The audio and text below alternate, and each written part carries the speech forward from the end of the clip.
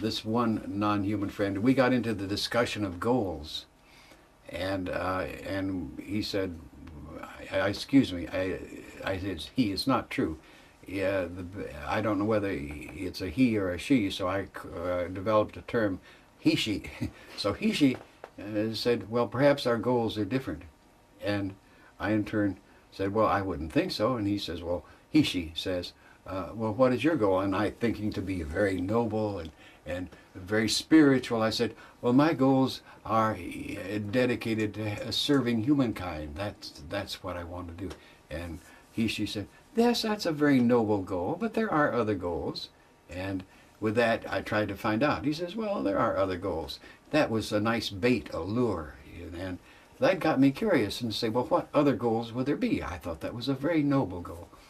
And this great enlightenment came to me months later, years, who can tell, that there was another goal, and that goal is the one I was just perceiving, to go home.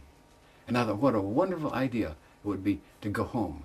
And to be the local boy who made good and goes back to his hometown with all the medals on his chest and his pockets full of gold and all these bags of tricks, and go down the main street of the town, and everybody will say, oh, here he is, our hero's back. All this, typical go home type of thing. And so I had been home twice and had to be dragged back, kicking and screaming, as it were, from going home, because that was not what I was supposed to do.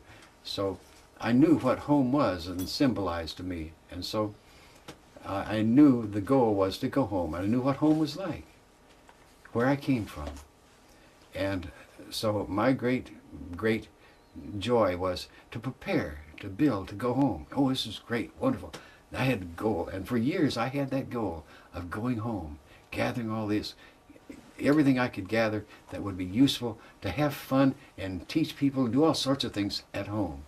As a result, I in turn thought, well, for a long time, and this was, maybe 5 or 6 years ago, something like that, I got into the pattern of saying, well, and I asked this non-physical he-she friend, I said, and he was saying that was also a nice new goal. He always was very agreeable. That was a nice goal too. That's different from serving humankind. Go home. So I got into that, and then I asked him, because I didn't know how to do it very well.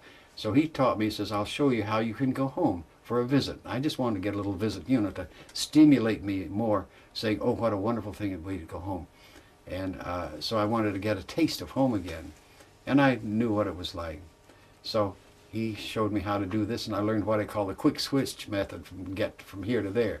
And it sounds weird, but it's as if one were to stretch a rubber band like that over to here, and then you let go of here, and you're there. Click, like that. And I call it the quick switch method of getting somewhere. And as a result, in using this, I suddenly was home. And the story of my getting this home thing was a very, very profound change. Because I went and got home, and here were these that I remembered so beautifully. They were huge, roiling clouds, and clouds had many, many different hues, bright colors within them, shifting like rainbow colors all through them. And you could lie in the clouds and just observe this spectacle of change. And it was not all round rolling. There were cubes and everything else, all sorts of different types of symbol forms flowing round and through this. And you lie there, and it's so beautiful. And then as you were there, and I'm using time-space terms to express it because it's the only way you can do it. And as you would lie there, you would hear this tremendous music. And I interpreted it as music, but it was something else. But it was, of course, a form of vibration. But it expressed itself to me in music, beautiful, beautiful music, like a massive symphony orchestra, beautifully conducted. And over here was a magnificent choir of 1,000 human voices, and you're listening to all of this. And in this return quick visit, I lay back in the clouds and looked at these beautiful patterns and heard this exquisite music. And I perhaps might have stayed there forever, except what I had grown, and that was my left brain. Because I was lying there and I looked at something and my attention got caught. And what was it? And I looked again, perceived again, and it was right.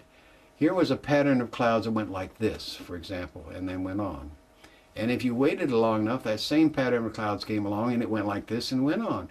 It was a loop. It was a continuous loop. It was nothing new in the loop. If you the same thing came back again and again and again. And I then listened to the music. And sure enough, here's a beautiful melody line going. And if you waited long enough, the same instrument and the same melody line would be repeated. And with that, I sat up and had a great sigh of,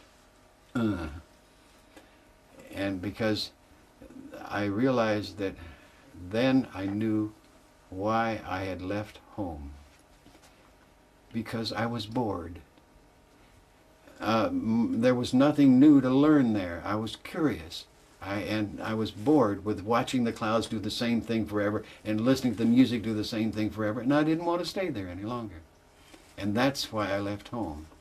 And so one final thing, I realized that I was as if I had outgrown the glove and couldn't fit there anymore.